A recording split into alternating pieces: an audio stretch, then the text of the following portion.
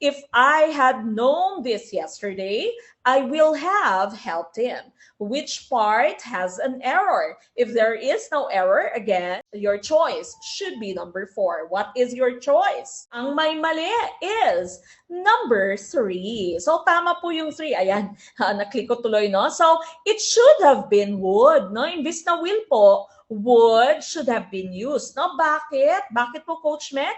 Kasi ang would po ay ginagamit for an unrealistic past consequence. No? Something that is unrealistic. Something that is impossible. Imposible na kasi nga kahapon pa nangyari and so wala nang possibility na matulungan mo siya kasi nga kahapon pa po yun nangyari. Okay? So hindi mo na maibabalik yung kahapon, di ba? So if I had known this yesterday, I would have helped him. Sana, no? Yung ating pong correct expression dyan is would at hindi po will.